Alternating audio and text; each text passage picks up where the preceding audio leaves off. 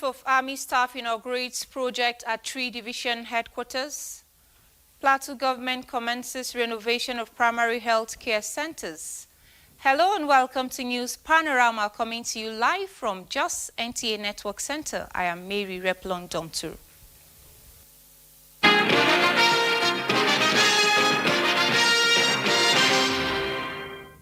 You can follow this news broadcast live on our website nta.ng/live and on YouTube channel NTA News Online and other social media platforms showing on our screen. The Minister of Information and National Orientation, Mohammed Idris, wants investors, particularly French companies, to take advantage of historical economic reforms under President Tinubu's administration to promote sustainable business activities between Nigeria and France.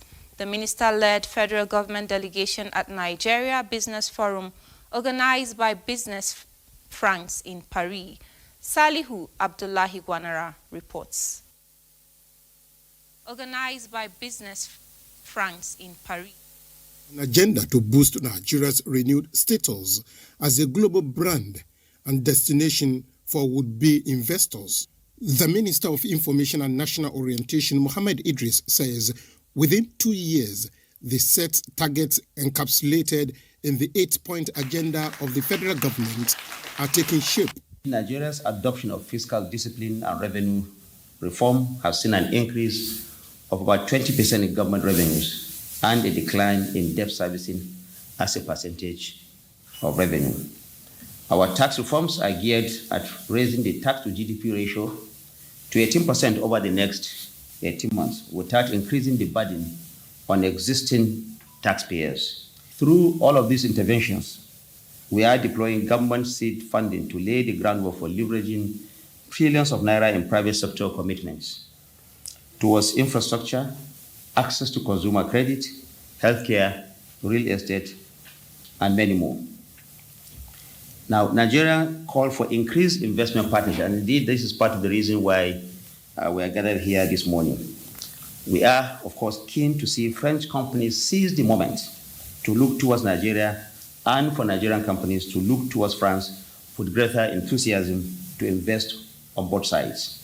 There was a consensus that now is the best time to invest in Nigeria. We look forward to walking this road of reform to transform the relationship that exists between us and also to consolidate the economic footing of Nigeria, with France, of course, as a close partner. French economic presence in Nigeria is already robust and praised. Nigeria accounts for more than 60% of French direct investments in West Africa. Governors of Lagos, Kwara, Ogun, Kaduna, Ondo, Oyo, and Ebonyi State represented the subnational government.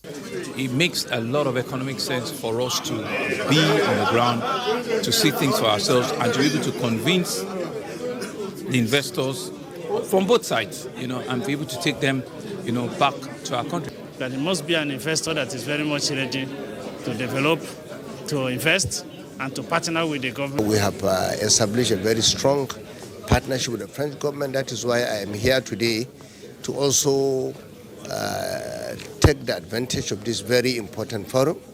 The event also showcased the commitment of the Minister of Information and National Orientation to uphold the relationship with Thomson Group, a French company, in his reform agenda of the media ecosystem in Nigeria. It is the first strategic meeting among stakeholders between Nigeria and France after the visit of President Bola Tinubu in November last year. And this is aimed to speedily actualize the desired developmental targets of the Renewed Hope agenda. In Paris, Salihu Abdullahi Gwanara, NTA News.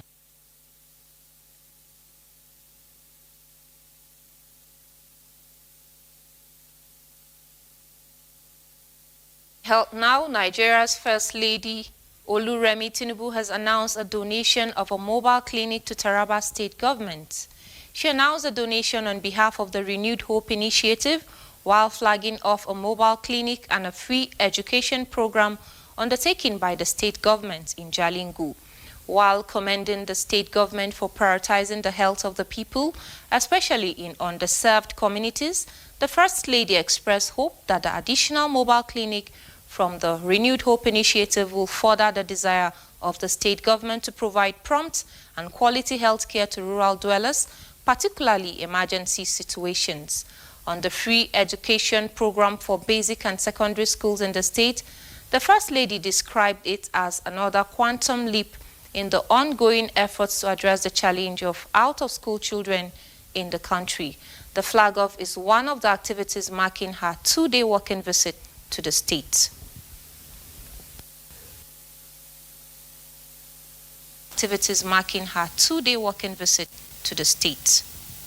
The initiative has distributed another batch of 10,000 professional kits to frontline health workers, this time midwives in Northeast Geopolitical Zone. Nigeria's First Lady, Oluremi Tinubu, flagged off the distribution for the zone in Jalingo, Taraba State. Adeni Itaiwu reports.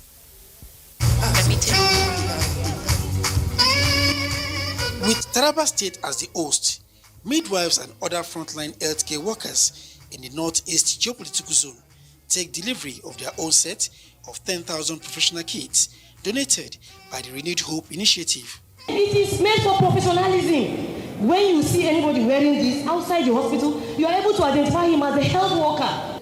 And that is why the Renewed Hope initiative, RHI, procured 60,000 branded scrubs and 60,000 pairs of Crocs as an incentive to encourage and support the tireless dedication of our midwives. Presenting the items as part of RHI intervention under its health advocacies, Nigeria's First Lady Oluremi Tinubu highlights the importance of investing in and empowering health workers in order to scale down cases of child and maternal mortality in the country. RHI recognizes that the demands of the health profession requires not only skills and compassion, but also the right tools and kits to encourage our midwives as they serve others. It takes all of us, the federal government, states, local governments, civil society, traditional leaders, and the whole of society to be able to improve the health and well-being of Nigerians. While applauding the intervention, Taraba State Governor Agbu Kefas aligns the state with RHI vision of renewing the hope of Nigerians. Let us continue in service to humanity, loving others as we love ourselves. That is the spirit we see in your work today.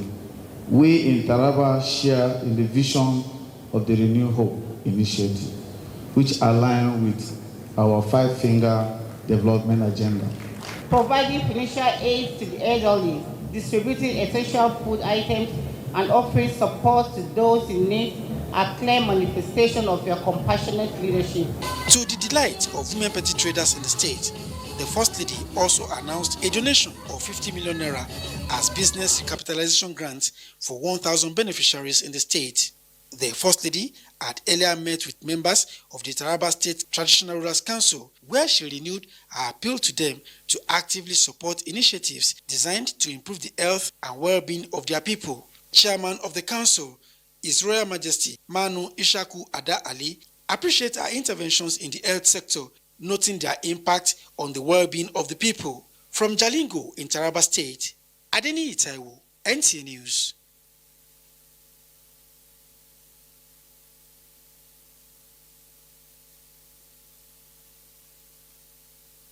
National Hydroelectric Power Producing Areas Development Commission (NHYPADEC) is set to provide a lasting solution to the perennial flooding experienced in about 40 communities in the downstream of rivers Gurara, Niger and Kaduna as a result of the failed retaining wall of the river in the area. This is with the flag-off of the reconstruction of the erosion control embankment project in Muye, Lapai local government area of Niger State, which is expected to go up more than 600 million naira. Fatima Usman reports. Resulting from the release of water from Kainji, Shiroro and Jaba dams, as well as torrential rainfall, have put a halt to the economic activities of the people of the area due to the collapse of the retaining wall built at the bank of the river.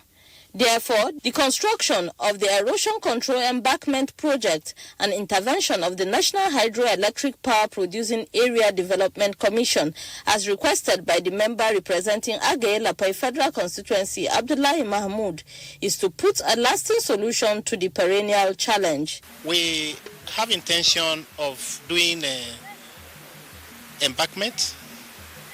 We will equally do the reclamation of the land. We will equally look at the access road.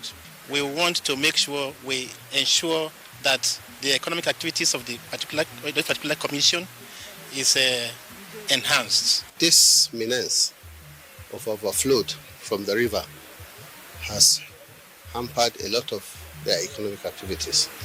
And so we needed to tell the center that there's a need for you people to come to the aid of our people. With this, members of the communities are optimistic that the project, when completed by Hyperdeck in the next 4 months, farming and fishing activities will resume in earnest to contribute to the country's much-needed food security. I am Fatima Usman, NTA News.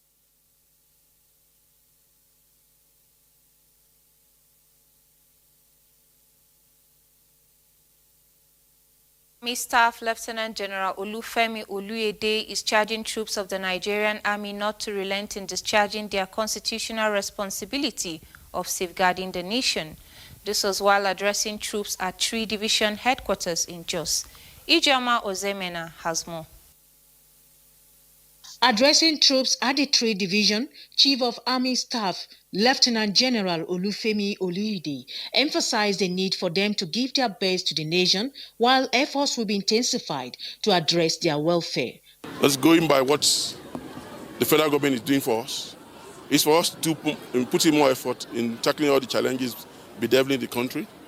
And to do this, we intend to strategize, motivate our soldiers better, provide the right enablers, and we expect that things will get better going forward.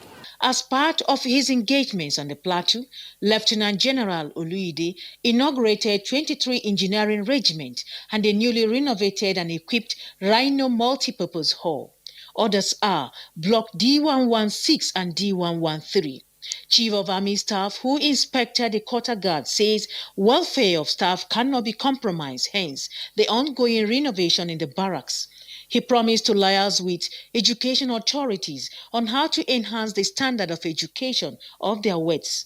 He urges Nigerians to furnish them with useful information to aid in tackling insecurity across the country. In Jos, Ijoma Ozemena, NTA News.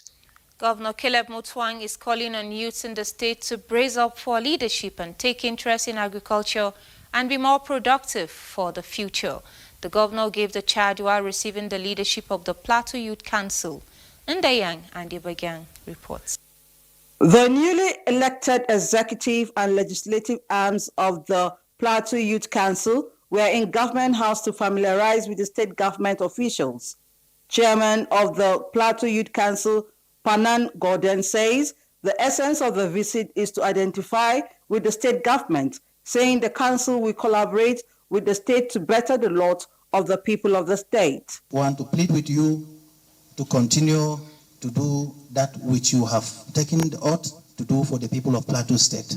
The governor used the avenue to charge the youth to be proactive, be focused, and think about the future of the state, especially in the area of mechanized agriculture. No more about going to bend your backs and stay in the sun for hours. We are looking at how to bring mechanization and technology into agriculture.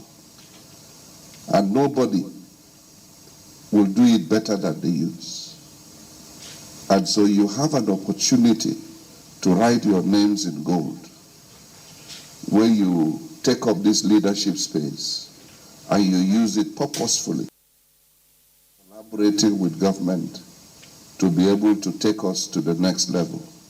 The governor also received the Director General, Forestry Research Institute of Nigeria, Professor Zakaria Yaduma, who appreciated the governor for supporting the College of Forestry Jos to have a biotechnology laboratory in Jos. Indenyan and Abuja, NTA News. Panorama will continue after the break. Do stay.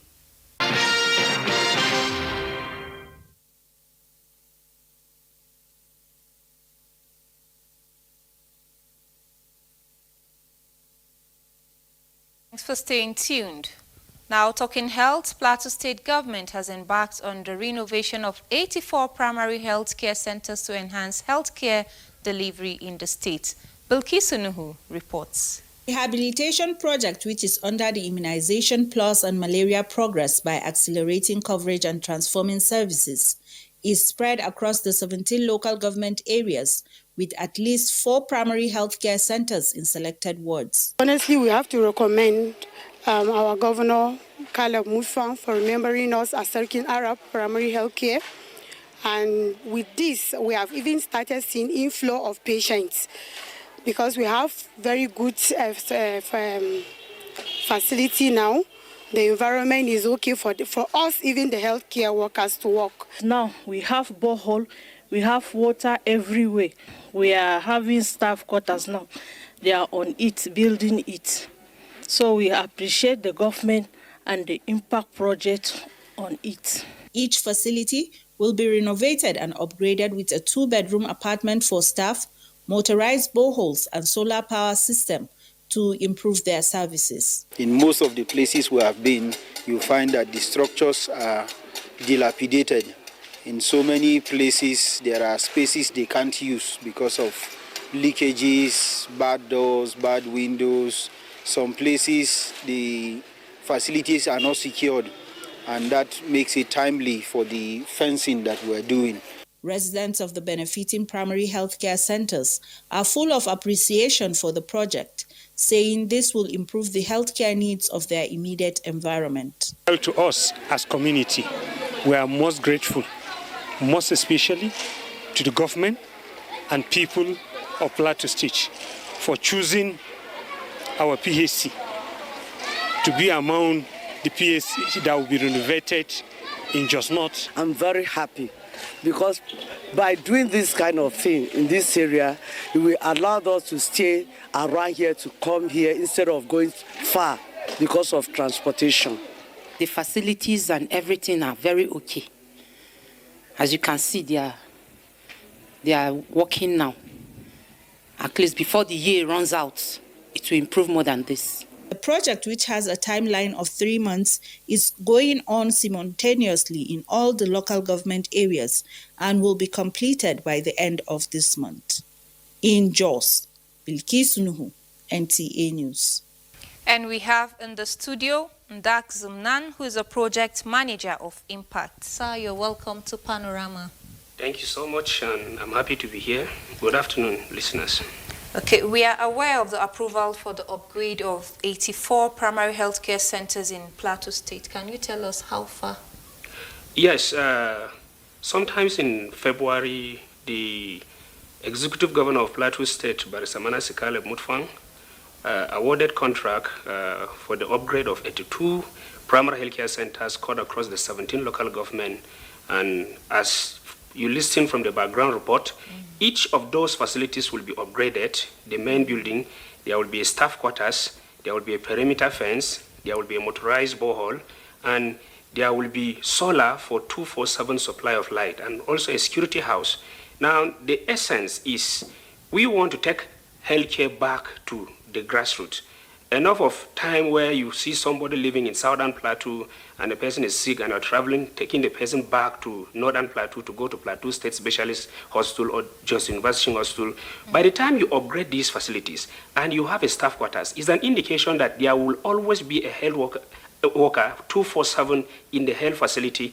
And the essence of having that motorized borehole is to ensure cleanliness in all the wards, the labor room, the OPD, and every other place that the patients can attend. And of course, I forgot to mention that there will be a befitting toilet built outside the hospital so that patients can access if they want to ease themselves. And you know that a hostel is supposed to be a serene environment, that once you're entering, the neatness of the hostel start giving you that healing process. But if you are going into a hostel and the building is dilapidated and the environment is so tattered, you feel as if you're not even safe. But when you have a serene environment, you attract more people. As I listened from the background information, there was a lady that was saying that it will enable them to always ensure they come to the facilities. And one of the reasons why the government and the World Bank embark on this particular project is, before now, we have a lot of women attending antenatal clinic, but fewer number of them come back to give birth in the hospital.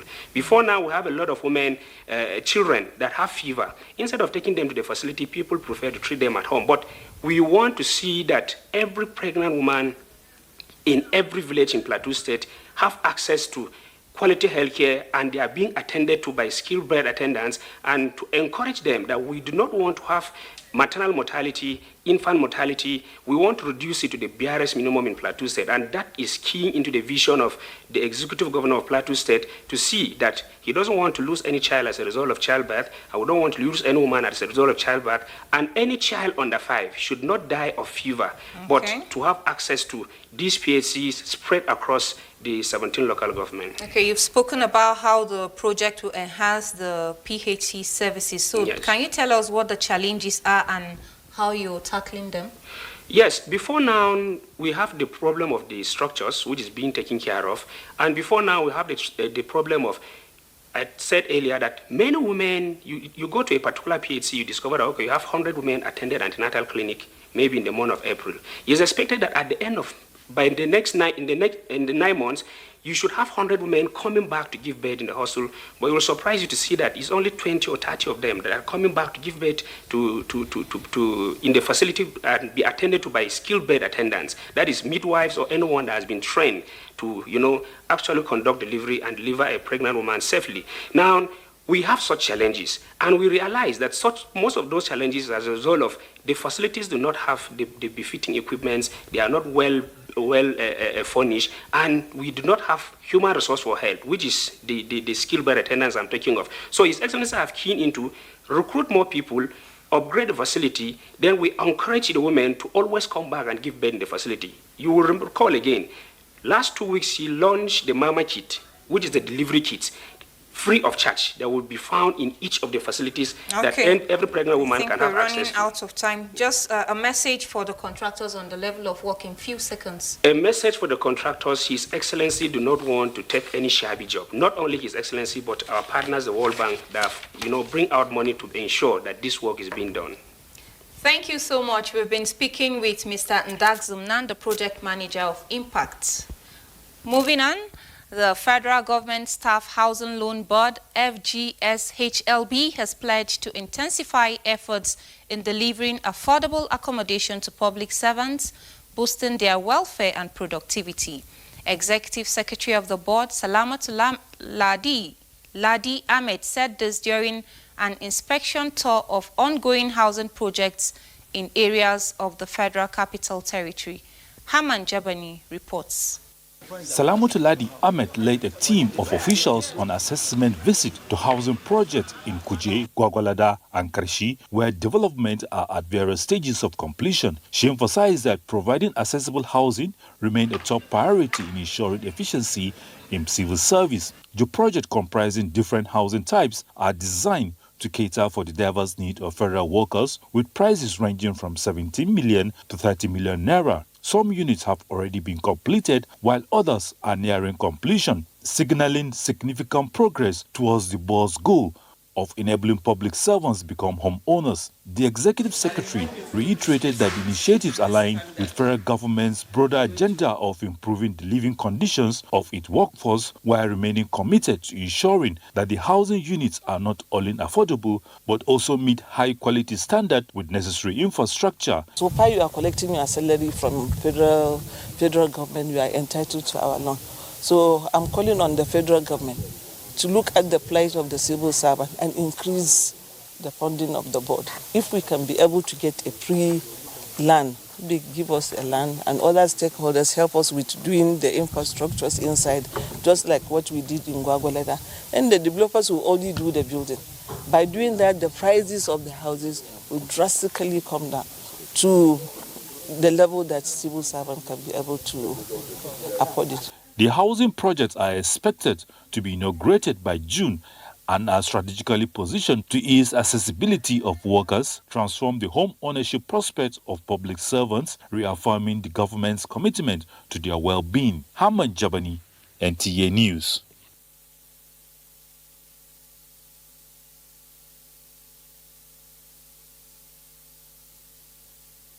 That has been Panorama from Just Today. Good afternoon.